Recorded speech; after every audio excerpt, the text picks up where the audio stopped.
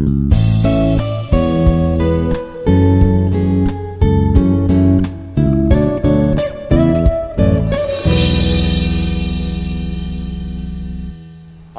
மகிமை உண்டாகட்டும். ஓகே, நாங்கள் ஒரு சிறிய நேரம் ஆண்டவருடைய வசனத்தை நாங்கள் தியானித்து பார்க்க இருக்கிறோம். ஆண்டவருடைய வசனத்தை கற்றுக்கொள்ள இருக்கிறோம். ஏனென்றால் ஆண்டவர் சகல பிரஸ்தாபங்களை பார்க்கிலும் தம்முடைய வார்த்தையை அவர் உயர்த்தி வைத்திருக்கிறார். என்னோட இடத்துல ஆண்டவர் சொல்லுகிறார், என்னுடைய வசனத்தை கேளாதவனுடைய ஜெபமும் எனக்கு அருவருப்பானது. ஆகையினாலே ஆண்டவருடைய வசனம் உங்களுடைய வாழ்க்கையிலே அது கிரிகைகளை நடப்பிக்கும். ஏனென்றால் அவருடைய வார்த்தையை கொண்டுதான் அவர் இந்த பூமி, இந்த மனுஷன், சகல சிருஷ்டிப்புகளையும் ஆண்டவர் உருவாக்கி இருக்கிறார் என்று பரிசுத்த வேதாகமும் நமக்கு தெளிவாக சொல்லுகிறது. ஓகே, இன்றைய நாள் செய்திக்கு போவதற்கு முன்பதாக இன்றைய நாள் செய்தியினுடைய அறிமுகம் என்னவென்றால், எல்லாருக்குமே தெரிஞ்ச ஒரு வசனம் தான் நான் இன்றைக்கு பேச இருக்கிறேன். ஆனால் எல்லாருக்குமே பழக்கமான தெரிஞ்ச வசனம் தான். ஆனால் அதுக்குள்ளே இருக்கின்ற ரகசியம், அதற்குள்ளே இருக்கின்ற பொக்கிஷம், ஆண்டவர் பரிசுத்த ஆவியானவர் அந்த வசனத்தை தம்முடைய மனிதர்கள் மூலமாக எழுதும் பொழுது அதற்குள்ளே மறைத்து வைத்திருக்கின்ற சத்தியங்களை இன்றைய நாளிலே பரிசுத்த ஆவியானவருடைய உதவியோடு இன்றைக்கு உங்களோடு நான் பகிர்ந்து கொள்ளலாம் என்று சொல்லி நான் விரும்புகிறேன். நான் இந்த வேத வசனத்தினுடைய ரெஃபரன்ஸ், அந்த வேத வசனத்தை சொல்லும் பொழுதே உங்களுக்கு கிளிக்காகும் இந்த வசனத்தை தான் இவர் பேச இருக்கிறார் என்று வெளிப்படுத்தல் புத்தகம் 1ஆம் அதிகாரம் 6வது வசனம். வெளிப்படுத்தல் விசேஷம், வெளிப்படுத்தல் புத்தகம் 1ஆம் அதிகாரம் 6வது வசனம். ஓகே, எடுத்துட்டீங்களா? எடுத்த யாராவது வாசிக்க முடியுமா? சரிங்க.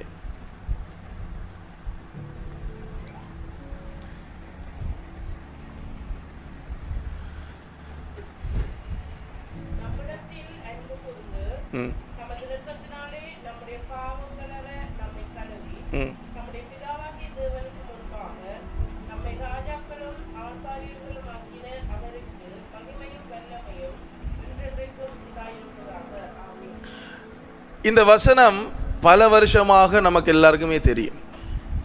நீங்கள் யார் என்று கேட்டால் உடனே நாங்கள் சொல்லுவோம், ஆண்டவர் எங்களை அவருடைய சொந்த இரத்தத்தினாலே ராஜாக்களாக்கி இருக்கிறார், ஆசாரியர்களாக எங்களை மாற்றி இருக்கிறார் என்று சொல்லி நாங்கள் சொல்லுவது வழக்கம். கிறிஸ்தவர்கள் எல்லாரும், உலகத்திலே இருக்கின்ற எத்தனை லட்சம் சபை இருக்குன்னு எனக்கு தெரியாது, அத்தனை திருச்சபையில் இருக்கிற அத்தனை கோடி கிறிஸ்தவர்கள் அனைவருக்குமே மிகவும் பரிச்சயமான ஒரு வசனம்.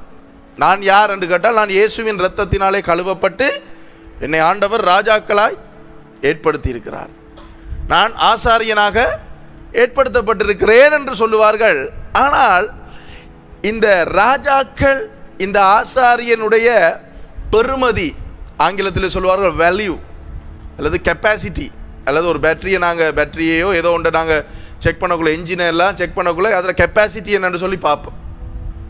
அப்போ ஒரு இயந்திரத்தை நமக்கு கொடுக்கும் பொழுது அந்த இயந்திரத்துக்கு அந்த கம்பெனி ஒரு வேல்யூ அடிச்சிருப்பான். இப்போ இந்த மைக்ரோஃபோனை நான் பாவிக்கிறேன், இதில் ஒரு பேட்டரி போட்டிருக்கு, அதில் எத்தனை, அது 3000 என்ன 3000 என்னது ஏஎம்ஹெச் 3000 ஏஎம்ஹெச் என்று சொல்லி இந்த பேட்டரியில் அடிச்சிருக்கிறாங்க. இப்போ சாதாரணமாக நம்ம கடையில் போய் வாங்குகிற பேட்டரியில் அப்படி அடிக்க மாட்டான். அது அந்த பேட்டரியை கொண்டு வந்து இந்த மைக்குக்கு நான் போட்டு பாவிச்சா இப்படி கொஞ்ச நேரத்தில் அந்த பேட்டரி அப்படியே டெட் ஆயிரும், செத்து போயிடும். ஆனால் இந்த பேட்டரி ஏன் தந்திருக்காண்டா, லாங் டைமுக்கு, கன நேரத்துக்கு பாவிக்கிறதுக்கு. இப்போ என்னதுக்கு இதெல்லாம் பேசுகிறேன்டா, வேல்யூவை கொஞ்சம் நீங்கள் விளங்கி கொள்ளணுமென்று. ஒரு இயந்திரத்தை, ஒரு மோட்டார் பைக் எடுத்தோம்னு சொன்னால் அது எத்தனை சிசி என்று சொல்லுவாங்க, ஒரு வேன் எடுத்தோம்னு சொன்னால் அது எத்தனை சிசி என்று சொல்லுவாங்க. அப்போ அந்த சிசியின் அடிப்படையில் நாங்கள் ஒரு கால்குலேஷன், ஒரு கணக்கீடு செய்யலாம். இதில் எவ்வளவு வேகத்தில் நாங்கள் இந்த இடத்துக்கு நம்ம எவ்வளவு நேரத்தில் போகலாம் என்ற ஒரு கணக்கு நாங்கள் போடலாம். அதே போல இந்த வசனத்தில் ஆண்டவர் தம்முடைய இரத்தத்தினாலே ராஜாக்களாய் ஆசாரியர்களாய் எங்களை ஏற்படுத்தி இருக்கிறார் என்கின்ற வசனம் எல்லாருக்குமே தெரியும். உலக வாழ் கிறிஸ்தவர்களுக்கெல்லாம் மிகவும் பரிச்சயமான வசனம். ஆனால் நம்முடைய கிறிஸ்தவர்களுக்கு என்ன பிரச்சனைனா, அதில் வேல்யூ தெரியாது. நேற்றிரவு நான் சகோதரன் கிப்சனோட பேசி கொண்டிருக்கும் பொழுது நான் சொன்னேன், சபை இன்றைக்கு ஆட்கள் நினைக்கிறாங்க நம்ம தானே சபை என்று சிலர் நினைக்கிறார்கள். நாங்கள் வீட்டில் கூடி ஜெபம் பண்ணலாம் தானே, அதுதானே சபை என்று சொல்லி. நான் கட்டடத்தை பற்றி பேசலை. சபை என்று சொல்கிறது எக்லேசியா என்று சொல்லப்படுகின்ற கிரேக்க சொல்லினுடைய அர்த்தம், அதனுடைய ஆங்கில அர்த்தம் அசம்பிளீஸ். அந்த எக்லேசியாவினுடைய ஆங்கில அர்த்தமாகிய அசம்பிளீஸில் இருந்து வந்தது தான் இந்த அசம்பிளீஸ் ஆஃப் காட். அதாவது இரத்தத்தினாலே மீட்கப்பட்ட ஜனங்களினுடைய கூடுகை. அப்ப ஆண்டவருடைய இரத்தத்தினாலே மீட்கப்பட்ட, வேதம் சொல்லுகிறது கிறிஸ்துவின் இரத்தத்தினாலே திருச்சபை மீட்கப்பட்டிருக்கின்றது. எல்லாரும் அந்த வசனத்தை வாசிக்கிறாங்க. ஆனா எந்த அளவுக்கு அதை ஒரு சீரியஸா, அதை ஒரு முக்கியமாக எடுக்கிறாங்கன்னு சொல்லி தெரியாது. அதே போல இந்த ராஜாக்கள் ஆசாரியர்கள் என்று சொல்லும் பொழுது அதையும் அப்படித்தான் எடுக்கிறாங்க. இதுல நான் இன்றைக்கு ராஜாக்களை குறித்து சாதாரணமா மேலால பேசிட்டு ஆசாரியனை குறித்து தான் நான் பேச போகிறேன். அப்ப இன்றைக்கு பிரசங்கத்தினுடைய தலைப்பு நீங்க போட்டுக்கொள்ளுங்க, ஆரோனை போன்ற அழைப்பு. என்னது? ஆரோனை போன்ற அழைப்பு. அது உங்களுக்கு இந்த செய்தி முடியும் பொழுது, இந்த பிரசங்கம் முடியும் பொழுது, இந்த கற்கை முடியும் பொழுது உங்களுக்கு அது தெளிவாகும். ஓகே, இப்ப சில கிறிஸ்தவர்களுக்கு என்ன விருப்பம் என்று சொன்னா ராஜாவா இருக்கத்தான் விருப்பம். வேதத்துல பார்த்தோம்னு சொன்னா எல்லாருக்கும் ராஜாவா இருக்கத்தான் விருப்பம். ஏனென்று சொன்னா அது கொஞ்சம் அதிகாரம் உள்ளது தானே, எதுவும் செய்து கொள்ளலாம், தீர்மானம் எடுக்கக்கூடிய விஷயம் என்றதால எல்லாருக்கும் ராஜாவா இருக்கிறதுக்கு விருப்பம், ஆசாரியனா இருக்கிறதுக்கு விருப்பம் இல்லை. ஏனென்றா ஆசாரியனா இருந்தால் அவன் என்ன செய்ய வேண்டும் என்றால் மற்றவர்களுடைய தவறுகளை பார்க்கும் பொழுது அவன் என்ன செய்யணும்? அவர்களுக்காக தேவ சமூகத்திலே பரிந்து பேச வேண்டும். ஆசாரிய ஊழியம் என்றது பரிந்து பேசுகிறது. உலகத்தில் இருக்கின்ற கிறிஸ்தவர்கள் மட்டுமில்லை, எல்லாரிலையும் குறைபாடுகள் உண்டு, எல்லாரிலும் பலவீனங்கள் உண்டு. அதற்காக கிறிஸ்தவம் என்ன சொல்லுது? பலவீனத்திலேயே வாழ சொல்லல, பலவீனத்திலிருந்து பரிபூரணமாக சொல்லுது. அப்ப நாங்க ஒரு மனிதனுடைய குறைபாடுகளை காணும் பொழுது நாங்க டக்குன்னு என்ன செய்யறோம்? நியாய தீர்ப்பு என்கின்ற ஒரு சொல்லி இருக்குது, அந்த நியாயம் தீர்க்கிற ஒரு நிலைமைக்கு நாங்க தள்ளப்படுறோம். அப்ப நாங்க அந்த நிலைக்கு நாங்க செய்ய முடியாது. ஏனென்றால் நியாயம் தீர்க்கிறது கர்த்தர், வேதம் அதுதான் சொல்லுது. நாங்க ஒருவருடைய குறைபாடை காணும் பொழுது அந்த குறைபாடை அவரிடத்துல போய் என்ன சொல்லுது வேதம்? தனியே இருக்கும் பொழுது போய் அவரிடத்துல பக்குவமா சொல்லுது. பிரதர், நீங்க இப்படி ஒரு விஷயம் செஞ்சீங்க, இது பிள்ளை, வேத வசனம் இப்படி இருக்குது, நீங்க எப்படி செஞ்சீங்கன்னு இப்படி ஆலோசனை சொல்லுது. அவர் கேட்கிறாரோ கேட்கலையோ சொல்றது நம்மட வேலை. அவர் அதையும் கேட்கல என்று சொன்னா என்ன செய்யணும்? மூப்பர்களை கூட்டிக் கொண்டு, திருச்சபையில் இருக்கிற மூப்பர்களை கூட்டிக் கொண்டு போய் அவரோட பேச சொல்லுது. ஏன்னா அவரை ஆதாயப்படுத்தி கொள்ள, அவரை நியாயத்திற்கு அவரை வெளியில போடுறதுக்கு அல்ல, நியாயம் தீர்க்கிறதுக்கும் வெளியில போடுறதுக்கும் யாருக்கும் அதிகாரம் இல்லை. ஏனென்றால் இது ஆண்டவருடைய சொந்த இரத்தத்தினாலே சம்பாதிக்கப்பட்ட சபை, யாரையுமே நம்ம திரட்ட முடியாது. ஓகே, இப்ப இந்த ஆசாரியன் என்கின்ற இந்த இடத்தை யாருமே பெருசா பொருட்படுத்துறதும் இல்லை, விளங்குறதும் இல்லை. ஆசாரியன் என்கின்ற ஊழியத்தை யாருமே விளங்குறல. ஏண்டா நம்மட ஆக்களுக்கு, என்னோடையும் சேர்த்து தான் சொல்றேன் நான், நம்மட ஆக்களுக்கு என்ன விருப்பம் என்றா கொஞ்சம் அதிகாரம் அறிக்கணும். கையில் ஒரு கன்னை பிஸ்டோலை கொடுத்தா விருப்பம்.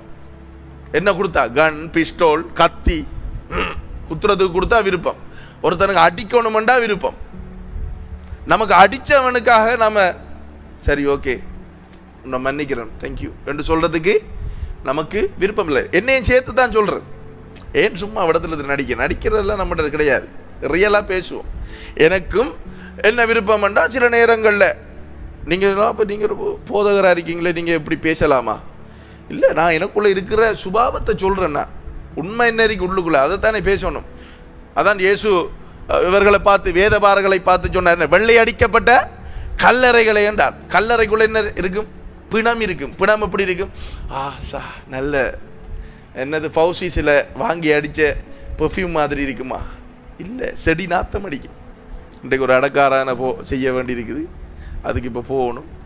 அது நாம் அந்த ஊழியக்காரனோட இருந்த ஆசீர்வாதமா சாபமோ நமக்கு தெரியாது. அந்த திருச்சபையை சார்ந்தவர்கள் யாராவது மரித்து போனால் எனக்கு தான் கோல் அடிக்கிறாங்க. இப்போ அடக்காரான சரி அதை செய்வோம். அப்போ நாம் நடிக்க முடியாது தானே. நாம் மனுஷனுக்கு நடிக்கலாம். ஜானுவுக்கு முன்னால் பிரைஸ் தி லார்ட் சிஸ்டர். அந்த மாதிரி நடிக்கலாம். ஆனால் ஆண்டவருக்கு முன்னால் நடிக்க முடியுமா? வேதம் சொல்லுகிறது அவருடைய கண்கள் எல்லாத்தையுமே பார்க்குது. இந்த பூமியில் ஊடுருவி திரியுது. நாம் வீட்டுக்கு மறைச்சி சில காரியம் செய்யலாம். ஆனால் சந்து பொந்துக்குள்ளே ஒளிச்சிருந்து நம்ம செய்கிற காரியத்தையும் ஆண்டவர் பார்க்கிறார். பார்த்து என்ன சொல்லுறார்? மகனே என்னட்ட வாடா, அழிஞ்சு போகாதராண்டு அவர் பேசிக்கொண்டு தான் இருக்கார். நமக்கு தான் கேட்கல. அப்போ ராஜாக்களாக இருக்கிறதுக்கு தான் எல்லாருக்கும் விருப்பம், ஆசாரியர்களாக இருக்கிறதுக்கு விருப்பம் இல்லை. இப்போ ஆண்டவர் நம்மை ஆசாரியனாக்கி இருக்கிறார் வேதம் சொல்லுது தானே. இது எந்த வகையான ஆசாரித்துவம் என்பதை நாங்கள் பார்க்க இருக்கிறோம். அதுக்கு நீங்கள் திருப்பிக் கொள்ளுங்க. எபிரேயர் 5ஆம் அதிகாரம் 4வது வசனம். எபிரேயர் எழுதின நிருபம் 5வது அதிகாரம் 4வது வசனம். ஓகே, இந்த வசனமும் எல்லாருக்கும் பரிச்சயமான வசனம் தான். நான் இன்றைக்கு வாசிக்க போகிற வசனம் எல்லாருக்குமே பரிச்சயமான வசனம் தான். எடுத்தாக்கள் யாராவது வாசிக்கலாம். புதிய ஏற்பாட்டு வேதாகமம் 301வது பக்கம்.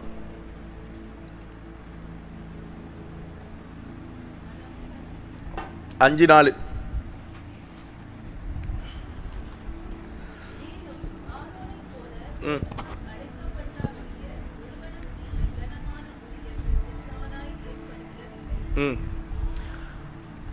நல்லா விளங்கிக் கொள்ளுங்க. ஆசாரியன்டா ஏதோ குழுவில் இருக்கிற கூட்ட ஆசாரியனா உங்களை ஆண்டவர் அழைக்கல, என்னையும் உங்களை அழைக்கல. எப்படி அழைச்சிருக்காரா? ஆரோனை போல. எபிரேயர் புத்தகத்தில் பரிசுத்த ஆவியானவர் தெளிவாக சொல்கிறார். என்னண்டு? ஆரோனை போல அழைக்கப்படாவிட்டால் யாரும் இந்த கனமான ஊழியத்தை. இன்றைக்கு ஊழியம் எப்படி மாற்றப்பட்டிருக்கிறது என்றால் பரியாசமாக மாற்றப்பட்டிருக்கிறது. ஏனென்றால் ஃபஸ்ட்டாக வந்து நம்மளை தான் சுடணும். ஓகே, பாஸ்டர்ஸ் மாறுற குடும்பத்தை எடுத்தோம்னா இந்த பாஸ்டர் எப்போ பார்த்தாலும் பஞ்சம் கூறி கூறி கூறி கூறி பஞ்சப்பாட்டு பாடி பாடியே பிள்ளைகள் எல்லாம் என்ன செய்யுமெண்டா, ஐயோ ஊழியமாக வேணாம். ஏன்? அப்பா பட்ட கஷ்டமெல்லாம் நான் பார்த்துருக்கேன். மகன் சொல்லுவான், அப்பா பட்ட கஷ்டமெல்லாம் எனக்கு தெரியும், எனக்கு வேணாமப்பா இந்த ஊழியம். நான் வேணுமென்றால் நான் படித்து நல்ல ஒரு வேலைக்கு போய் சம்பளத்தை எடுத்து அப்பாவுக்கு உதவி செய்வேன் என்று சொல்லி இன்றைக்கு பாஸ்டர் பிள்ளைகள் சொல்லுது. நம்மட பிள்ளையும் அப்படி தான் சொன்னது. நான் பிளேனில் ஓடுவேன், பைலட் வேலையும் செய்வேன், ஊழியமும் செய்வேன். பொம்பளை பிள்ளை என்ன சொல்லுது? பாஸ்டர் மகள் என்ன சொல்லுதுண்டா, இன்னொரு பாஸ்டரை கல்யாணம் முடிக்கிறதா? தரித்திரியம். ரெண்டு அப்பன் பட்ட பாடெல்லாம் நான் நல்லா பார்த்துருக்கேன், எனக்கு இன்னொரு பாஸ்டர் வேணாம்.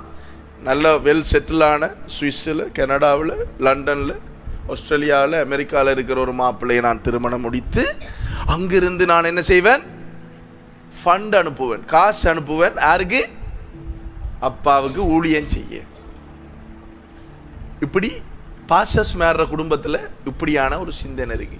ஓகே, சில ஊழியர்கள் செய்கின்ற தவறினாலே இன்றைக்கு ஊழியம் எப்படி மாற்றப்பட்டிருக்குன்னு சொன்னால், கிறிஸ்தவர்கள் மத்தியில், விசுவாசிகள் மத்தியில், ரட்சிப்படைந்த ஜனங்கள் மத்தியில் ஊழியமா சேச்சா என்ற நிலைக்கு இருக்கு. எப்படி இருக்கு? சேச்சண்டா எல்லாருக்கும் ஒரு என்னத்துக்கு எங்கே போய் நம்ம தானே சேச்சென்ற ஒரு நிலைக்கு இன்றைக்கு தள்ளப்பட்டிருக்கேன். சிலாக்கள் செய்கிற தவறு. சரிதானே? அப்போ ஊழியம் எப்படிப்பட்டது என்று ஆண்டவர் இங்கே அவருடைய வசனத்தில் சொல்கிறார். கனமானது. எல்லாருமே ஊழியம் செய்ய முடியாது. அந்த வசனம் அதைத்தான் சொல்லுது. ஆரோனை போல அழைக்கப்பட்டாலே ஒழிய இந்த கனமான ஊழியத்தை யாரும் ஏற்படுகிறதில்லை. பழைய ஏற்பாட்டு வேதாகமம் உங்களுக்கு தெரியும். பழைய ஏற்பாட்டிலே ஆண்டவர் ஆரோன் என்கின்ற ஒரு மனிதனையும் அவனுடைய குடும்பத்தையும் ஆசாரிய ஊழியம் செய்வதற்கு அழைத்தார். அழைக்கும் பொழுது நீங்கள் வாசித்து பாருங்கள். எல்லாத்தையும் வாசித்து காட்ட முடியாது, காட்டுனா அண்டே மாதிரி லேட் ஆகும். ஓகே, நீங்கள் வேதத்தை நல்லா வாசிக்கணும் வீட்டில் எடுத்து. ஓகே, அச்சா பிள்ளைகள் மாதிரி. ஓகே, அப்போ அந்த குடும்பத்தை, ஆரோனுடைய குடும்பத்தை அழைக்கும் பொழுது பிள்ளைகளையும் சேர்த்து தான் அழைத்தார். அழைக்கும் பொழுது தெளிவாக ஆண்டவர் சொல்லுகிறார் என்ன? ஆரோன் தான் பிரதான ஆசாரியன், மற்றவர்கள் ஆசாரியர்கள் தான். ஆனால் பிரதான ஆசாரியனுடைய வேலையை செய்ய முடியாது. அப்ப ஆண்டவர் லேவி கோத்திரத்தை தனக்கென்று பிரித்தெடுத்தார். மோசே லேவி கோத்திரத்தை சேர்ந்தவர், ஆரோன் லேவி கோத்திரத்தை சேர்ந்தவர், மிரியம் லேவி கோத்திரத்தை சேர்ந்தவர். வாக்குத்தத்தம் பண்ணப்பட்ட கானான் தேசத்துக்குள்ளே யோசுவாவினுடைய தலைமையில் இவர்கள் உள்ள வரும் பொழுது ஆண்டவர் என்ன செய்தார்? லேவியர்களுக்கு எந்த ஒரு பிரதேசமும் பிரித்து கொடுக்கப்படவில்லை. சரியா? 12 கோத்திரங்கள். 12 கோத்திரத்தில் யோசேப்பு எகிப்திலேயே மரித்து போனார். மரித்து போனா எத்தனை கோத்திரம்? இப்ப 11 கோத்திரம். கோத்திரம் என்று சொல்றது என்ன? யாக்கோபினுடைய 12 பிள்ளைகளுமே இஸ்ரவேல் கோத்திரமானது. அது இன்றைக்கு வரைக்கும் கோத்திரமாகவே இருக்கு. 12 கோத்திரம் என்று சொல்லி சொன்னா முழு இஸ்ரவேல் தேசத்தையுமே அது சுட்டி காட்டும். இப்ப யோசேப்பு எகிப்திலே மரித்து போனார். லேவிய ஆண்டவர் என்ன செய்தார்? தனக்கென்று பிரித்தெடுத்தார். லேவி என்னுடையவன் என்று வேதத்தில் ஆண்டவர் சொல்லுகிறதை பாருங்க. இப்ப 10 கோத்திரம். இந்த 10 கோத்திரத்தில் யோசேப்பினுடைய குமாரர்கள் பிள்ளைகளாகிய எப்ராஹிம், மனாசே இவர்கள் இருவரும் இந்த 10 பேரோடு சேர்ந்து 12 கோத்திரமாக மாற்றப்படுகிறது. இப்ப லேவி கோத்திரத்தை முழுக்க முழுக்க ஆண்டவர் என்னத்துக்கு பிரித்தெடுத்தார்னா ஆசாரிய ஊழியம் செய்வதற்கு. ஆசாரிய ஊழியம் என்று சொல்லும் பொழுது லேவியர்கள் ஒவ்வொருவருக்கும் ஒவ்வொரு டியூட்டிஸ், ஒவ்வொரு ரெஸ்பான்சிபிலிட்டிஸ் பிரித்து கொடுக்கப்பட்டது. அது நீங்க இதை நோட் பண்ணுங்க, நீங்க பிறகு வாட்சி கொள்ளுங்க. எண்ணாகமம் 4ஆம் அதிகாரத்தில் எண்ணாகமம் 4ஆம் அதிகாரம் 1ஆவதுலேருந்து 15 வரைக்கும் வாசிக்கலாம். நீங்கள் அந்த அதிகாரம் ஃபுல்லாக வாசிங்கன்னு சொன்னால் யார் யாருக்கு ஆண்டவர் என்னென்ன வேலைகளை கொடுக்கிறார் மோசே மூலமாக என்று சொல்லி நீங்கள் வாசித்து கொள்ளலாம். அப்போ இவர்கள் எல்லாரும் லேவி கோத்திரத்தை முற்றிலுமாக ஆண்டவர் ஆசாரிய ஊழியத்துக்கு அழைத்திருந்தாலும் ஆரோன் என்கின்ற ஒரு மனிதனைத்தான் பிரதான ஆசாரியனாக ஏற்படுத்தினார். எல்லாரும் ஆசாரியன் இல்லை, எல்லாரும் ஆசாரியன் தான், ஆனால் பிரதான ஆசாரியன் ஒருவர் தான். இப்படி அழைத்திருக்கும் பொழுது நாதாபும் அபியூவும், யார் இந்த நாதாப் அபியூ? ஆரோனுடைய 2 புத்திரர்கள். அவங்க என்ன செஞ்சாங்க? அப்பா செய்கிற வேலையை தாங்களும் செய்வோம் என்று சொல்லி என்ன செஞ்சாங்க? அந்நிய அக்கினியை எடுத்துட்டு பரிசுத்த ஸ்தலத்துக்குள்ள போனாங்க. தூபம் காட்ட போனவர்கள் வெளியிலே வரும் பொழுது கரண்ட் அடிபட்ட காக்கா மாதிரி வெளியில வந்தாங்க. எப்படி? கரண்ட் அடிபட்ட காக்காண்ட அப்படி இருக்கும், பொசுங்கி கருகி போய் அவர்கள் அந்த இடத்திலேயே ஆண்டவரினாலே நியாயம் தீர்க்கப்பட்டார்கள். ஏனென்றால் நம்முடைய ஆண்டவர் எப்படி என்ற அன்பானவர் தான், இரக்கம் உள்ளவர் தான். வேதம் சொல்லுகிறது, தாயினும் மேலாக நான் உன்னை நேசிக்கிறேன். ஒரு கோழி தன் குஞ்சுகளை எப்படி அடைகாக்குதோ அதே போல நான் உன்னை பாதுகாக்கிறேன். உன்னை தொடுகிறவன் என்னுடைய கண்மணியை தொடுகிறான் என்று சொல்லுகிறார் ஆண்டவர். உன்னுடைய கண்ணீர்களை துருத்தியிலே வைத்து நான் பார்க்கிறேன், அதுக்கு கணக்கு கேட்பேன் என்று சொல்லி ஆண்டவர் சொல்ல. அக்கறை உள்ளவர், அன்பானவர். அவரை மாதிரி யாரையுமே தேட இயலாது, அந்த அளவுக்கு நல்ல ஒரு தேவன் நம்முடைய ஆண்டவர். ஆனால் சொல்லுறத செய்யலண்டா கடுப்பாயிடுவார். நம்மளும் அப்படித்தானே. நம்ம வீட்டில் சொல்றத செய்யலண்டா என்ன வரும்? நமக்கு கோபம் வரும். அத மாதிரி தான் ஆண்டவர். என்ன ஆண்டவருக்கு எப்படி கோபம் வரும்? அவருடைய சாயல்ல நம்ம படைக்கப்பட்ட, நம்ம என்ன வேற சாயல்லையா படைக்கப்பட்ட? அவருடைய சாயலின்படி அவருடைய ரூபத்தின்படி படைக்கப்பட்ட. அப்ப நமக்குள்ள இருக்கிற சுபாவம் எல்லாமே அவர்கிட்ட வந்தது. பிசாசுர சுபாவத்தை சொல்லல. இந்த மாதிரியான விஷயங்கள் நம்முடைய பிள்ளைகளை நாங்கள் தூக்குறது, கொஞ்சிறது, நேசிக்கிறது, இந்த மாதிரி தான் வரும். இதெல்லாம் நமக்கு எங்க இருந்து வந்தா? ஆண்டவரிடத்திலிருந்து வந்த காரியங்கள். அப்ப ஆசாரியனை அழைத்தார். இந்த வசனம் நமக்கு என்ன சொல்லுதுன்றா, எல்லாரும் ஊழியம் செய்ய முடியாது, அழைக்கப்பட வேண்டும். இப்ப நான் இப்படி சொன்னோன்னே உங்களுக்கு ஒரு சில நேரங்களில் ஒரு சிந்தனை வரலாம், அப்ப நாங்கெல்லாம் செய்யலாதோ, எங்களுக்கு எல்லாம் இயலாதோ. நான் முடியல சொல்றேன், நீங்க செய்யலாமா செய்யலாதன்றத இந்த வேத படிப்பினுடைய இந்த பிரசங்கத்தினுடைய முடிவிலே நான் சொல்லுகிறேன். ஆரோனை போல அழைக்கப்பட்டாலே ஒழிய ஒருவனும் இந்த கனமான ஊழியத்துக்கு ஏற்படுவதில்லை. ஊழியம் பரியாசம் பண்ணுகிற ஒரு காரியம் அல்ல, கனமானது. உலகத்துல நமக்கு இப்ப நம்முடைய நண்பர் இருக்கிறபடியாவது தெரியும். என்ன கட்டார வயசுல வேலை செய்யறேன்னு இலங்கையில சொன்னா ஒரு மதிப்பு, என்ன ஒரு பிரஸ்டீஜ். என்ன நான் கட்டார வயசுல ஒர்க் பண்றேன் என்ற ஒரு மதிப்பு. இல்ல நம்ம எலோஹித் சொல்ற மாதிரி சொன்னா நான் பைலட் என்று சொன்னா அது ஒரு மதிப்பு. அதே போல நான் ஒரு வைத்தியர் என்று சொன்னா ஒரு மதிப்பு. உலகத்தில் நான் உலக பிரகாரமா சொல்றேன். அதை விட கனமான காரியம் என்ன? சர்வ வல்லமை உள்ள ஆண்டவருக்கு ஊழியம் செய்வது. சரிதானே? ஊழியம் என்கிறது கனமானது, அது விலை மதிக்க படக்கூடியது, வெரி சீரியஸ் ஆனது. சீரியஸ் இல்லாம அப்பாட வேலையை நாங்களும் செய்யலாம் தானே என்று சொல்லி லாம்பு குப்பி எடுத்துட்டு தூபம் காட்ட போனாங்க. யாரு? மகன்மார் நியாயம் தீர்க்கப்பட்டார்கள். நான் ஒரு பிரசங்கம் ஒன்று பண்ணேன், ஃபெமிலியாரிட்டி என்று சொல்லி, பரிச்சயம். அதில் நான் உங்களுக்கு ஊசா ஏன் மரித்தான் என்று சொல்லி உங்களுக்கு பிரசங்கம் பண்ணேன். ஊசா ஏன் மரித்தான்? நல்ல வேலை தானே செய்தான். பெட்டி சரிஞ்சது, வேதத்தில் வாச்சிங்க தானே. போய் பிடிச்சான், சரிஞ்சு விழாம பிடிச்சான். கத்தர் அடித்தார் என்று சொல்லி இருக்குது. ஏன் அடித்தார்? அது அவருடைய வேலை அல்ல, அவருடைய அண்ணண்ட வேலை. நீங்க வேதத்தை நீங்க சாமுவேல் புத்தகத்தில் பிறகு வாட்சி பாருங்க. அவருடைய அண்ணனைத்தான் இந்த வேலைக்கெல்லாம் பிரித்தெடுத்து அபிஷேகம் பண்ணுகிறார்கள். இவர் ஏன் போய் தொட்டாருண்டா, 20 வருஷம் அவங்களோட வீட்டில் தான் அந்த பொட்டி இருந்தது. எப்ப? பெலிஸ்தர் கைவசத்தில் இருந்து வந்து 20 வருஷம் அவங்களுடைய வீட்டில் இருந்தது. இருக்கும் பொழுது இவருக்கு என்ன, நம்ம என்ன நினைப்போம்? எங்க எதுங்கிற வெட்டிய எங்கட விட்டான் இருக்கு, உடன்படிக்கப்பட்டு எப்படி எங்கட விட்டான் இருக்கு.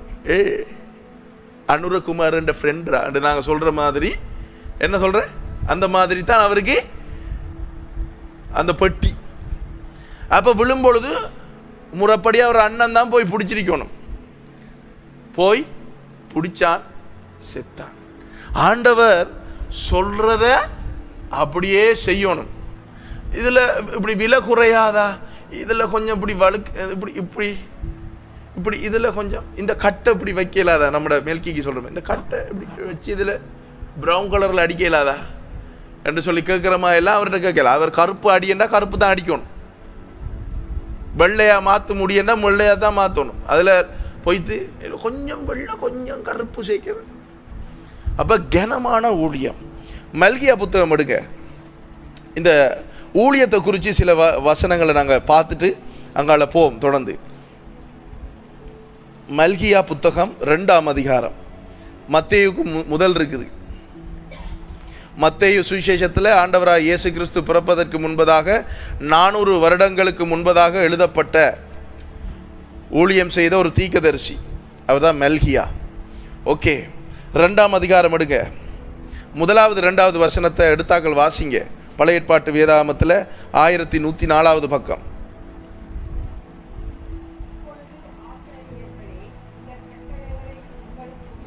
இப்போதும் ஆசாரியர்களே, இந்த கட்டளை உங்களுக்குரியது. ஆண்டவர் பேசுறார்.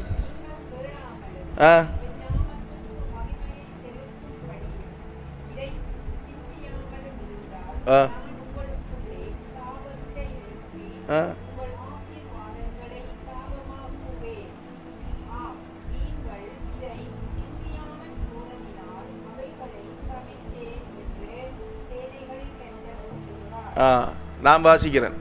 இது ஆண்டவர் இந்த அன்பா பேசுறார் என்ற மாதிரி நான் இப்ப வாசிக்கிறேன் பாருங்க. நீங்கள் கேளாமலும் என் நாமத்துக்கு மகிமையை செலுத்தும்படி இதை சிந்தியாமலும் இருந்தால் நான் உங்களுக்குள்ளே சாபத்தை அனுப்பி உங்கள் ஆசீர்வாதங்களையும் சாபமாக்குவேன். ஆம், நீங்கள் அதை சிந்தியாமற் போனதினால் அவைகளை சபித்தேன் என்று சேனைகளின் கர்த்தர் சொல்லுகிறார். இப்ப நான் உங்கள்ட்ட கேட்கிறேன், ஆண்டவரே நம்மளோட ஆசீர்வாதத்தை சாபமாக்குனா வேற யாராவது நம்மளை ஆசீர்வதிக்க முடியுமா? பிலேயாம் இஸ்ரவேல் ஜனங்களை சபிப்பதற்கு போனான். பாலாக்கினுடைய கதையை கேட்டு சபிக்க வாய நாசமத்த என்று தொடங்கும் பொழுதே அங்க அவனுடைய வாயில் என்ன நினைக்கும் பொழுதே அங்க இஸ்ரவேலை ஆசீர்வதிக்கிறேன் என்று சொல்லி வந்தது வாயில. செத்து அன்று எடுக்கும் பொழுதே ஆண்டவர் அவனுடைய வாயில் என்னது மாற்றினார்? செழிப்பாக இருப்பார்களாக இஸ்ரவேலர்கள் என்று மாற்றினார். அப்ப இந்த வசனத்தில் ஆண்டவர் சொல்லுகிறார். யாருக்கு சொல்லுகிறார்? ஆசாரியர்களுக்கு சொல்லுகிறார். நல்லா கவனிச்சு கொள்ளுங்க, வடிவா கேளுங்க. நீங்க எல்லாம் ஆசாரியர்கள் தான். நான் ராஜாக்களை பற்றி பேசலை இன்றைக்கு. ஏன்னா ராஜாக்கள் என்கின்ற சுபாவம் நமக்குள்ள நார்மலாகவே இருக்கா இல்லையா? இன்றைக்கும் என்ன 6ஆம் தேதி எலெக்ஷன் நடக்க போகுது. என்னத்துக்கு? எப்படியாவது அந்த உள்ளூராட்சி மன்றத்தில் தேர்தலில் வென்று நான் அந்த மாநகர சபையை அப்படியே கைப்பற்றி 4-5 ரோட்டை போட்டு மாதம் அதில் தார சம்பளத்தையும் கொஞ்சம் எடுத்து அடுத்த பாராளுமன்ற தேர்தலுக்கு இல்லை மாகாண சபை தேர்தலுக்கு நான் தயாராகணும் என்று சிலருக்கு ஆசை. என்ன ஆசை? ஆள வேண்டும் என்கின்ற ஆசை. அதனால ராஜாவை பற்றி பேச தேவையில்லை, ஆட்டோமேட்டிக்காகவே நமக்கு இருக்குது என்ன, ஆளோணும் என்ற விருப்பம். குடும்பத்தை எடுத்தமெண்டா நான் தான் பெரியாள் என்று கொஞ்சம் காட்டணும், நெஞ்ச நிமித்தி என்ற ஒரு விருப்பம் எல்லாருக்கும் இருக்கு. கொஞ்சம் குரலை உயர்த்தி பேசணும் என்ற விருப்பம் இருக்கு. ஒரு கிராமத்தை எடுத்தா அந்த கிராமத்தில் நான் தான் பெரியாள் என்று காட்டணும் என்று சிலாக்கள விருப்பம் இருக்கு. அதற்காக அண்ட புழுகு ஆசா புழுகு சொல்றாக்களும் உண்டு, சில வட்டார தலைவர்கள் இருக்காங்க. ஓகே, அப்ப சுடாட்டி எனக்கு யாருக்காவது கொஞ்சம் இறங்குறல்ல, செமிக்கிறல்ல. ஓகே, அப்ப நீங்கள் கேளாமலும் என் நாமத்தை மகிமை செலுத்தும்படி இதை சிந்தியாமலும் இருந்தால். ஆசாரியர்கள் நல்லா வழங்கிக் கொள்ளுங்க. ஆசாரியர்கள் ஊழியம் செய்கிற 2 ஊழியம் இருக்கு. என்ன பாருங்க, ஆசாரியர்கள் 2 ஊழியம் செய்யணும். ஒன்று ஆண்டவருக்காக ஊழியம் செய்ய வேண்டும், அடுத்தது ஆண்டவருக்கு ஊழியம் செய்ய வேண்டும். என்னென்று? ஆண்டவருக்காக ஊழியம் செய்ய வேணும். ஆண்டவருக்காக என்ன ஊழியம் செய்யணும்? அவருடைய ஆசரிப்பு கூடாரமாக இருந்தாலும் இன்றைக்கு தேவாலயம் இல்லை, அது நொறுக்கப்பட்டு போயிட்டு. அப்போ புதிய ஏற்பாட்டில் எங்களை தான் ஆண்டவர் ஆசாரியர்களாக ராஜாக்களாக ஏற்படுத்தியிருக்கிறான்னு நாங்கள் பார்த்தோம். அப்போ தேவாலயம் இல்லை. அப்போ நாங்கள் என்ன, அந்த காலத்தில் என்ன செய்வாங்க? ஆசரிப்பு கூடாரத்தில் போய் தூபம் காட்டுறது, அந்த அப்பத்தை, அந்த சமூகத்தப்பம் என்று சொல்லுவாங்க. 6-12 அப்பம் இருக்கும், சரிதானே? இந்த அப்பங்களை தயார்படுத்துறது, அந்த மெனோரா என்று சொல்லப்படுகிறது. இந்த விளக்கு மாதிரி இருக்கிற அந்த விளக்க அந்த என்ன செய்யணும், அதுக்கு எண்ணெய் ஊத்துறது, அது எல்லாமே யார் செய்யணும்?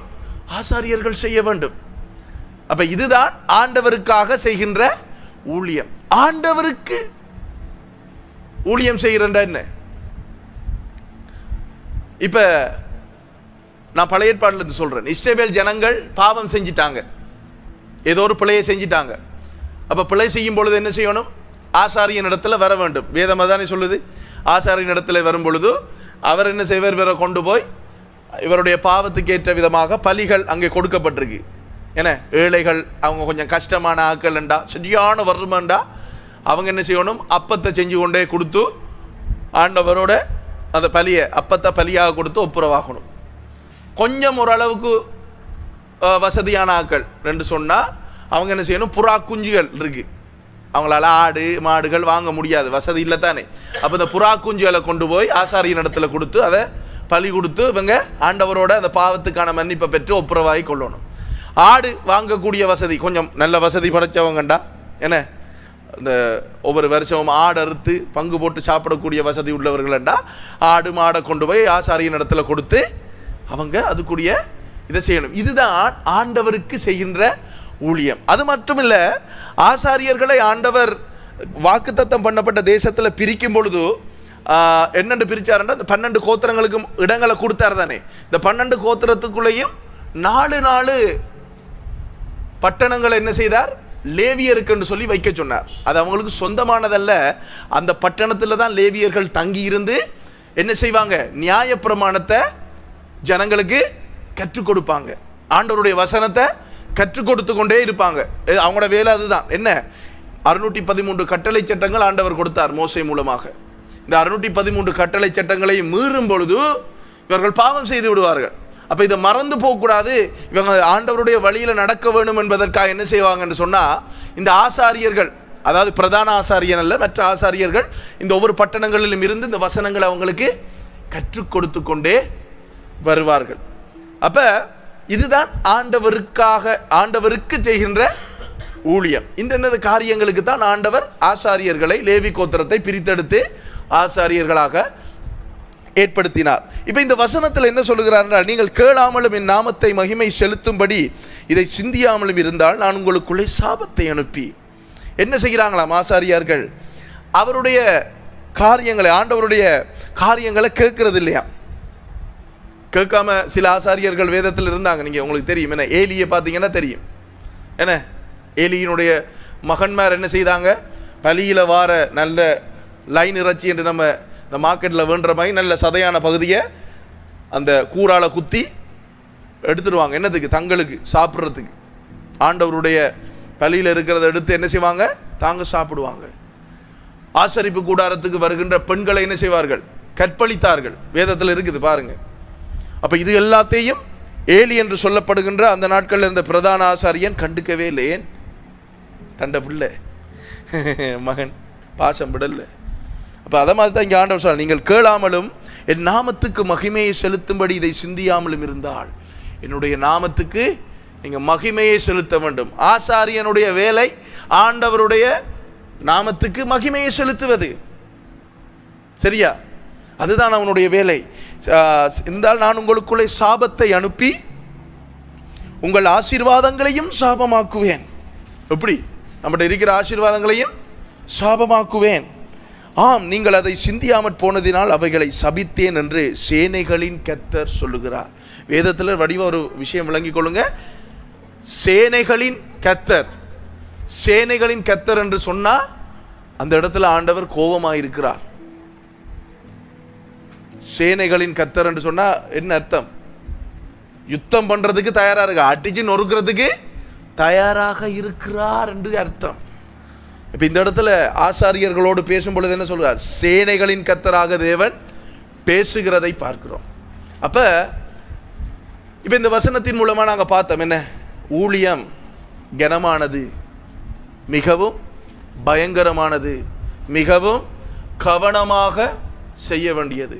அதான் சொல்லுவாங்க, கத்தியில நடக்கணும், நூல்ல நடக்கிற மாதிரி. கொஞ்சம் மிஸ் ஆச்சுன்னு சொன்னா பேரை கெடுக்கும், ஊரை கெடுக்கும், எல்லாத்தையும் கெடுக்கும், சக் பண்ணி இழுத்துட்டு போயிடும். எது?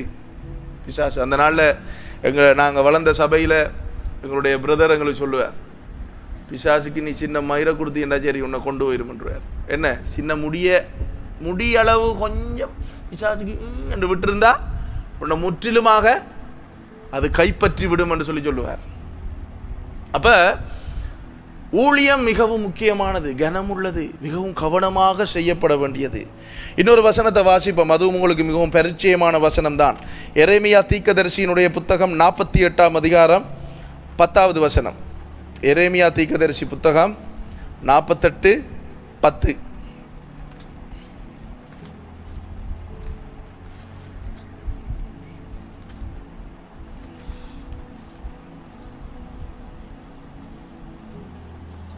எடுத்தாக்கள் யாராவது வாசிங்க ப்ளீஸ்.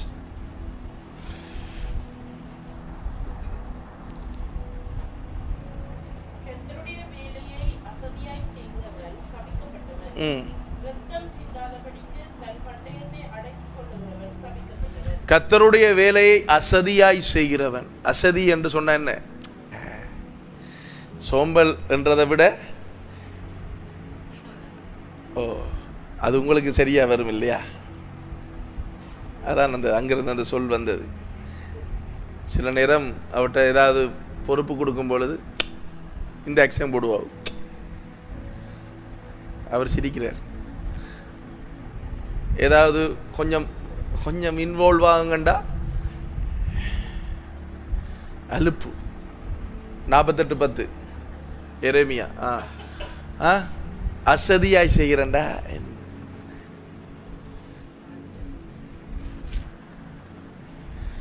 அவன் எப்படிப்பட்டவனா? சபிக்கப்பட்டவன் என்று நான் சொல்லல, ஆண்டவருடைய வசனம் சொல்லுகிறது. அப்ப நான் உங்களுக்கு ஆரம்பத்தில் சொன்னது போல, ஆரோனை போல அழைக்கப்பட்டாலே ஒழிய யாரும் இந்த கனமான ஊழியத்திற்கு தானாய் ஏற்படுத்தப்படுகிறதில்லை. சரிதானே? அப்ப இந்த கனமான ஊழியம்டா என்ன என்று சொல்லி உங்களுக்கு நான் விளங்கப்படுத்தினேன். அதை கனவீனமாக செய்யும் பொழுது நமக்கு, எனக்கும் தான் உங்களுக்கும் தான், எல்லாருக்கும் ஒன்று தான். எனக்கு கொஞ்சம், எனக்கு 10 கிலோ நியாய தீர்ப்பு, உங்களுக்கு 100 கிலோ நியாய தீர்ப்பு எல்லாம் இல்லை. எல்லாருக்கும் ஒன்று தான். ஆண்டவருடைய கண்களிலே பட்சபாதம் இல்லை. அப்ப அதை அசதியாய் செய்யும் பொழுது, அதை கனவீனமாய் செய்யும் பொழுது நமக்கு என்ன வரும்ன்றதை நான் உங்களுக்கு சொன்னேன். இப்ப உங்களுக்கு சொல்றேன், நீங்க எப்படிப்பட்ட ஊழியத்துக்கு அழைக்கப்பட்டிருக்கிறீர்கள் என்று. 1 பேதுரு 2ஆம் அதிகாரம் 9வது வசனம் வாசிங்க. 1 பேதுரு 2ஆம் அதிகாரம் 9வது வசனம்.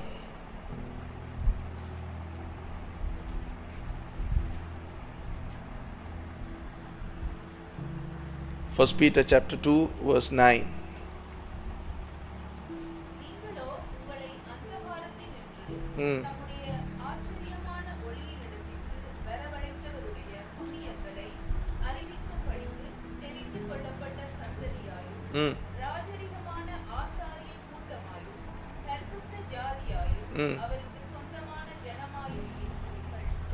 என்ன ஆசாரிய கூட்டமா?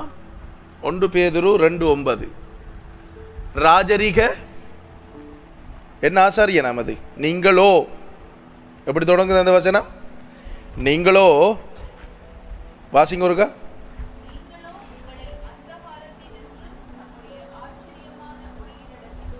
வரைவளத்தவருடைய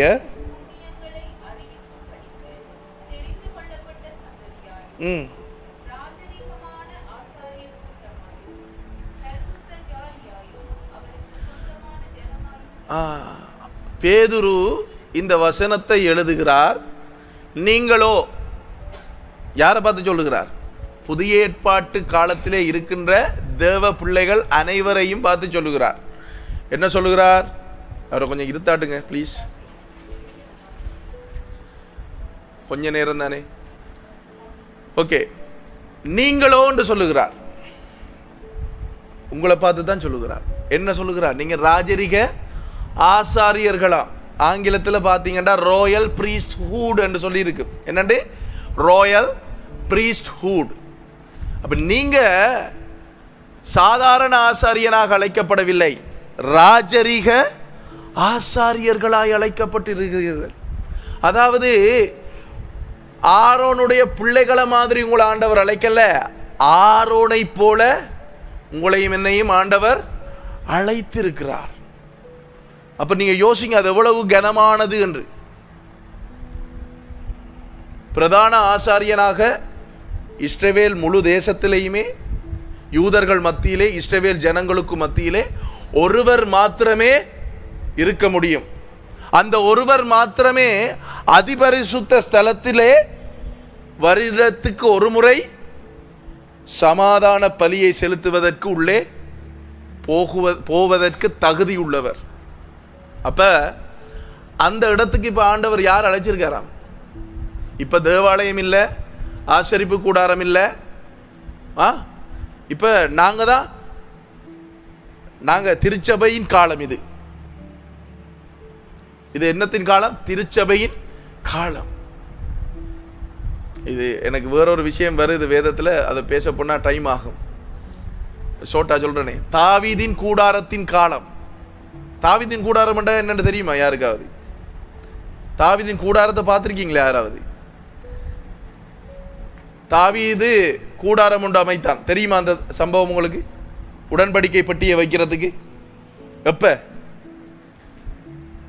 சவுல் பாவம் செய்தது நிமித்தம் பெலிஸ்தியர்கள் மூலமாக ஆசரிப்பு கூடாரம் எரிக்கப்பட்டது. அது உங்களுக்கு தெரியும். எப்ப ஏலி பாவம் செய்தார், என்ன, அதுக்கு பிறகு சாமுவேல் வந்தார். சவுலின் காலத்தில் என்ன நடந்ததுன்னா, ஆசரிப்பு கூடாரம் முற்றிலுமாக தீக்கிரையாக்கப்பட்டு உடன்படிக்கை பட்டியை பெலிஸ்தர்கள் எடுத்துக்கொண்டு போனாங்க. அதுக்கப்புறம் என்ன செஞ்சாங்க? அதை அங்கே வச்சிருக்கும் பொழுது ஆண்டவர் அவர்களை நியாயம் தீர்த்தார். அவர்களுக்கு மூல வியாதி, அந்த வியாதி, இந்த வியாதி என்றெல்லாம் வந்து நிறைய பேர் மரித்து போனாங்க பெலிஸ்தியர்கள். அப்போ அவங்க என்ன செய்தாங்க? ஒரு மாட்டு வண்டி ஒன்று செஞ்சு அதில் உடன்படிக்கை பட்டியை வச்சு என்ன செய்கிறாங்க? எங்கேயாவது போட்டுண்டாப்பான்னு சொல்லி அனுப்பி விடுறாங்க. எலிக்குஞ்சுகள் எல்லாம் செய்து, நீங்கள் அதை சாமுவேல் புத்தகத்தில் வாசிக்கலாம். அப்போ அனுப்பி விடும் பொழுது அது வந்து இங்கே கிடக்குது. அதுக்கு பிறகு தான் அந்த ஊசாட சம்பவம் வருது. தாவீது தலைமையில் இந்த உடன்படிக்கை பட்டி என்ன செய்கிறாங்க? கொண்டு வராங்க. கொண்டு வரும் பொழுது தான் அது சரிஞ்சு விழுகுது. ஊசா பிடிக்கிறார். ஏன் சரிஞ்சு விழுந்ததுண்டா, முதலாவது தாவீதுற பிள்ளை. ஏனென்றால் உடன்படிக்கை பட்டியை சுமக்கும்படிக்கு தான் ஆண்டவர் சொன்னார். சுமந்து கொண்டு தான் போக வேண்டும். மாட்டு வண்டியில், குதிரை வண்டியில் வச்சு கொண்டு போக சொல்லி ஆண்டவர் சொல்லல. சொல்லாத வேலையை இவங்க செய்தாங்க. ஏன் செய்தாங்க? தாவீது பெலிஸ்தர் எப்படி அனுப்புனாங்கன்ற அந்த பேட்டர்னை காப்பி பண்ணான். புறஜாதிகள் என்ன செய்யறாங்கன்னு பார்த்து நம்ம சில காரியங்களை திருச்சபைக்குள்ள நுழைக்க பார்க்கிறான் இன்றைக்கு பிசாசு. அது மாதிரி இவர் அப்படி செஞ்சார், அதனால சரிஞ்சு விழுந்தது, அதை பிடிச்சார், அவர் செத்துறார். அதுக்கு பிறகு போய் வேதத்தெல்லாம் எடுத்து பார்த்து, நீங்கள் அதெல்லாம் வேதத்தில் வாசிக்கலாம். தாவீது வேதத்தை எடுத்து என்னடாப்பா என்ன இன்ஸ்ட்ரக்ஷன் கேட்டலாக் எடுத்து பார்க்குறேன், எப்படி இதை கொண்டு வரணும், எத்தனை வோல்டேஜ் கொடுக்கணும், கரண்ட் 110 220 அந்த லைட்டுக்கு எல்லாம் என்று சொல்லி நான் இது சொல்கிறேன் எக்ஸ்ட்ராவா. அப்போ அதெல்லாம் பார்த்தோன்னே தூக்கி சுமந்து கொண்டு வரணும் என்று சுமந்து கொண்டு வந்து தாவீது ஒரு கூடாரத்தை அமைத்தான். நீங்கள் அதை அப்போஸ்தலர் புத்தகத்தில் வாசிக்கும் பொழுது பேதுருவினுடைய பிரசங்கத்தில் அவர் சொல்லுகிறார், தாவீதின் கூடாரத்தை எடுத்து மீள கட்டுவேன். இதுதான் அந்த தாவீதின் கூடாரம். ஏன் தெரியுமா? தாவீது கட்டின அந்த ஆசரிப்பு கூடாரத்தில் தொங்குதிரை இல்லை. பழைய ஏற்பாட்டு காலத்தில் தொங்குதிரை இருந்ததா? எல்லாரும் உடன்படிக்கை பெட்டிக்குள்ள போய் கை உடையலுமா, போய் பார்க்கலுமா? உடன்படிக்கை முடியாது. ஆனால் தாவீது கட்டின ஆசரிப்பு கூடாரத்தில், அதாவது வெளிப்பிரகாரம் பரிசுத்த ஸ்தலம் ரெண்டுமே இல்லை, அதிபரிசுத்த ஸ்தலம் மட்டுமே இருந்தது. அதுக்குள்ளதான் கூடாரத்தை வைத்திருந்தார். எங்க? சீயோனிலே வைத்திருந்தார். அந்த இடத்துல தான் புதிய ஏற்பாட்டிலே பரிசுத்தாவியானவர் வந்தார். மேல் வீட்டறை, மேல் வீட்டறை என்று வாசிக்கிறீங்க தானே? அப்ப மேல் வீட்டறைண்டா கீழ் வீட்டறையில் என்ன இருந்தது? தாவீதினுடைய கல்லறை இன்றைக்கும் இருக்குது. அந்த மேல் வீட்டறை நீங்க போய் பார்க்கலாம். கீழே தான் தாவீதுற கல்லறை இருக்கிறது. அப்ப என்னதுக்கு இப்ப சொல்ல வரேன்டா? ஓகே.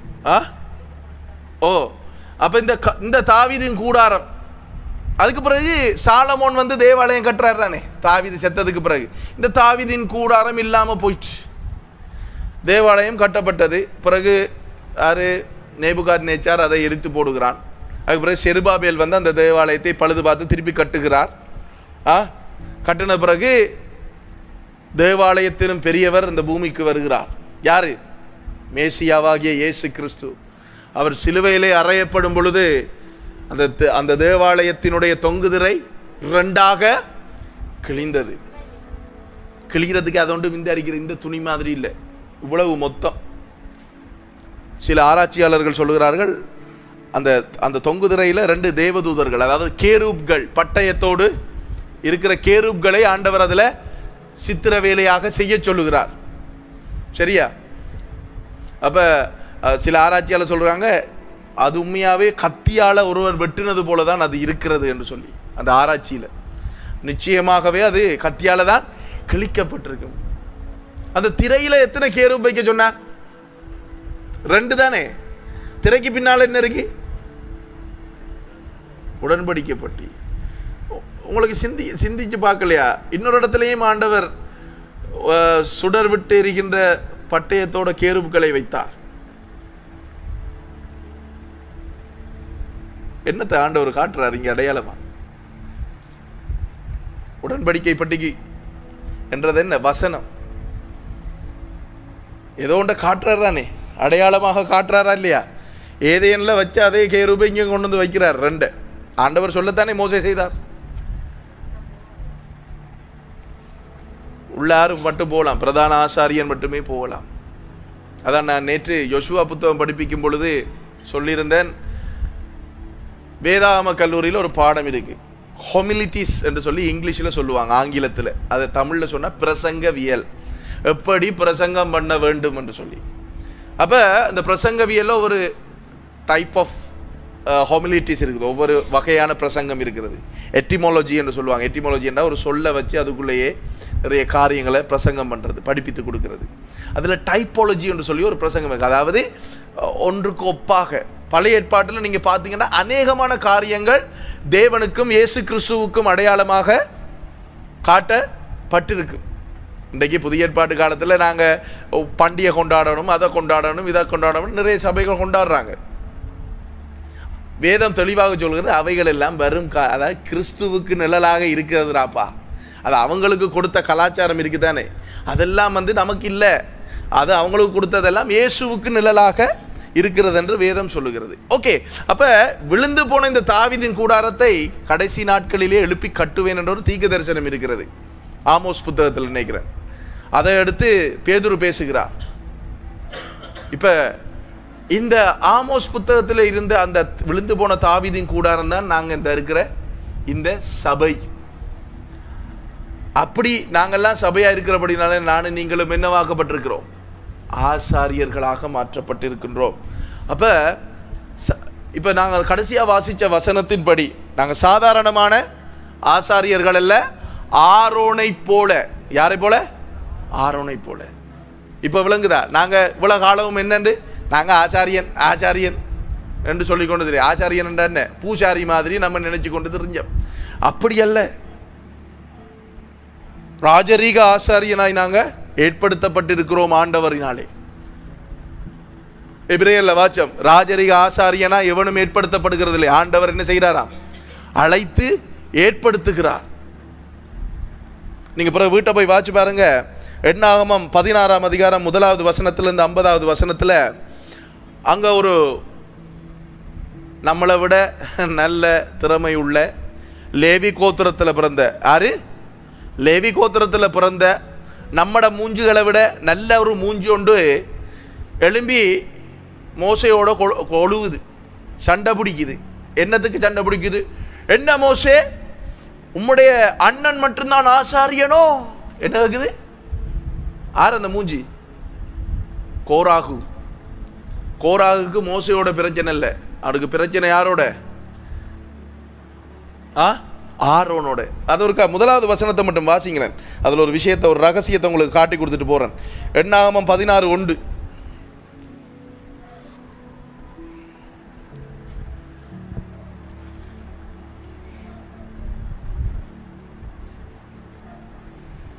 எண்ணாகமம் 16:1.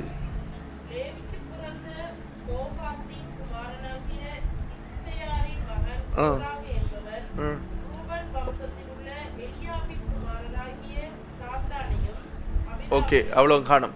அதுல பாருங்க, லேவிக்கு பிறந்த கோகாத்தின் குமாரன். ஆரோன் யாரு?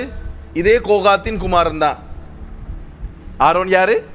லேவிக்கு பிறந்த கோகாத்தின் குமாரன். மோசே யாரு? இதே கோகாத்தின் வம்சத்துல வந்த குமாரன். இந்த கோரா யாரு? அதே கோகாத்தின் குமாரன். அப்ப கோராக்கு ஆசாரியனா வாரத்துக்கு தகுதி இருக்கா இல்லையா? நம்மட சிந்தனையின்படி பாப்போமே, இருக்கு, தகுதி இருக்கு. லேவி கோத்திரம் தானே, கோகாத் புத்திரர் தானே. ஆனா கோராகை ஆண்டவர் தெரிந்து கொள்ளவில்லை, மோசேயையும் ஆண்டவர் தெரிந்து கொள்ளவில்லை, ஆரோனை தெரிந்து கொண்டார். யாரை? ஆரோனை. கோராக வந்து என்ன கேட்கிறான்? ஏன் எங்களுக்கு தகுதி இல்லையா? எங்களால ஆசாரியனா வர முடியாதா? எங்களால இந்த வேலையை செய்ய முடியாதான்னு சொல்லி யாரு கேட்கிறா? கோராக வந்து கேட்கிறான். மோசே என்ன சொல்ல? மோசே அதை வாச்சு பாருங்க. மோசேக்கு முகம் குப்புற விழுந்து, ஐயோ ஆண்டவரே, என்ன கரைச்சல் ஆண்டவரே, இவனோட பெரிய நீர் சொன்னதைத்தானே செஞ்ச, இவன் வந்து அவன் முகம் குப்புற விழுறான். கடைசியா மோசே சொல்லுகிறான், நாளைக்கு நீங்களும் வாங்க, நாங்களும் வாரம், தூப கலசமெல்லாம் எடுத்துட்டு வாங்க. உங்களை ஆண்டவர் தெரிஞ்சிருக்காரா, ஆரோனை தெரிஞ்சிருக்காரான்ட்டு முடிவு ஆண்டவர் சொல்லட்டும், எனக்கு தெரியாது. வந்து நின்றாங்க.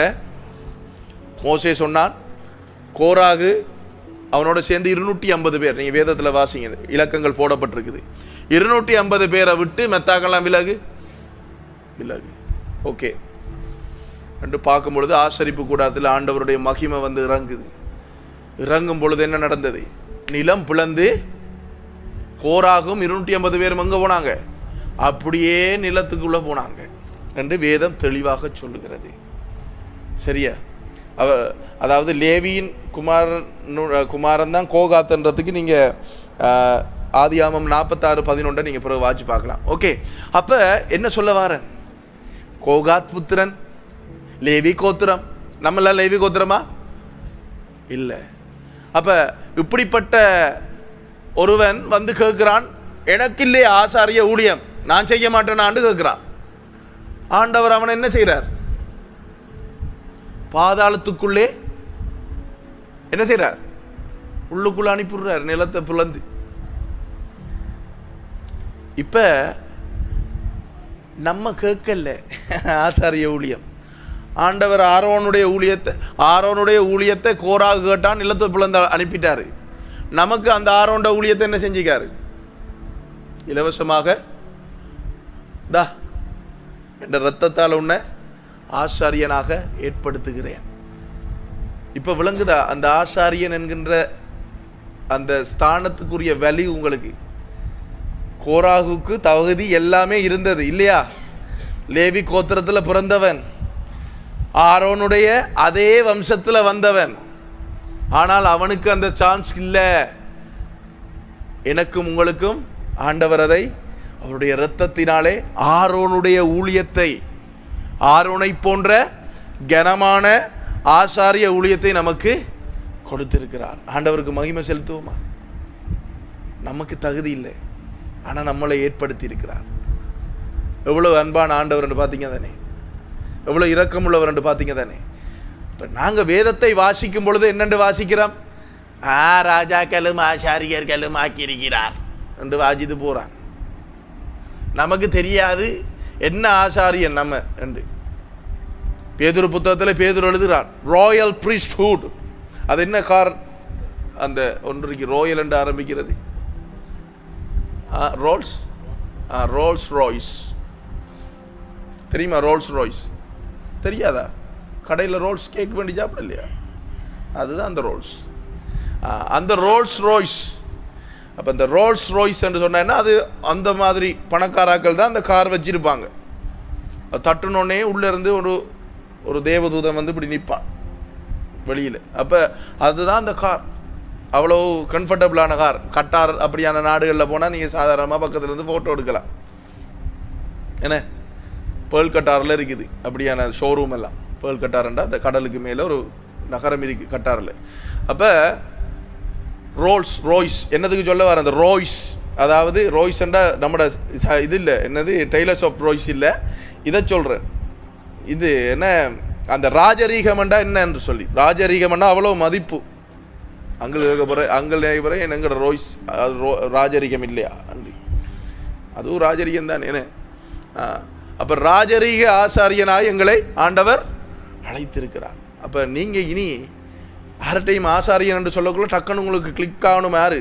ஆரோன் கிளிக் ஆக வேண்டும். ஆரோன் மாத்திரம்தான் அதிபரிசுத்த ஸ்தலத்தில் போய் ஜனங்களுக்காக பரிந்து பேசக்கூடியவன். வேற யாருமே போக முடியாது. அந்த பாக்கியம் அவனுக்கு மாத்திரமே கிடைத்தது. ஆகையினால் ஆண்டவருக்கு நாங்கள் மகிமை செலுத்துவோமா? எப்படிப்பட்ட ஒரு ஆசாரியனாய் நம்மை ஆண்டவர் ஏற்படுத்தி இருக்கின்றார். எப்படிப்பட்ட ஒரு ஸ்டாண்டர்டில் எங்களை ஆண்டவர் கொண்டு வந்து வைத்திருக்கிறார். நாங்களாம் ஸ்டாண்டர்டான ஆக்கள். அதுக்காக பெருமை பாராட்ட சொல்லலை. எப்படி நான் ஸ்டாண்டர்ட் தானே என்று ரோட்டால போது நம்முடைய இடம் எது? நாம் எந்த நேரமும் பரிந்து பேசக்கூடிய ஒரு இடத்துல இருக்கிறோம். அப்படியான ஒரு ஸ்தானத்தை நமக்கு ஆண்டவர் கொடுத்திருக்கிறார்.